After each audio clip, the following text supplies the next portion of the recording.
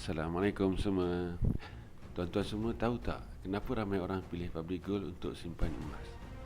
Hari ini saya nak kongsikan 5 sebab utama kenapa saya sendiri pilih public gold. Jom dengar sampai habis. Poin nombor 1, ianya 100% milik kita.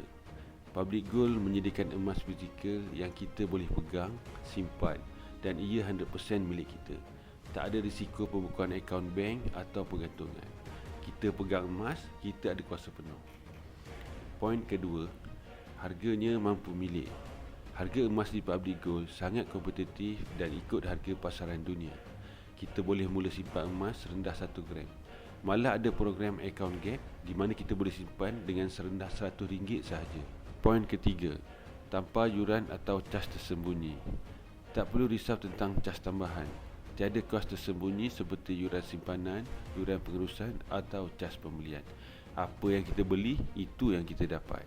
Poin yang keempat, edukasi percuma untuk penyimpan emas. Public gold juga sediakan ilmu dan seminar percuma untuk bantu kita faham tentang emas. Daripada beginner hingga pakar, semua orang boleh belajar. Kita bukan saja simpan emas, tapi juga tambah ilmu. Poin yang kelima, diiktiraf dan dipercayai. Public gold diiktiraf oleh banyak institusi kewangan dan pakar emas. Malah, ia mematuhi standard LBMA, iaitu London Bullion Market Association, yang memastikan kualiti emas yang terbaik. Kita boleh beli di public gold dengan yakin. Jadi, ini 5 sebab kenapa saya pilih public gold.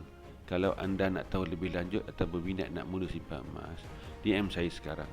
Saya akan bantu anda mula dengan langkah yang betul. Terima kasih sebab tengok video ni. Jangan lupa like dan share. Jumpa lagi di video seterusnya.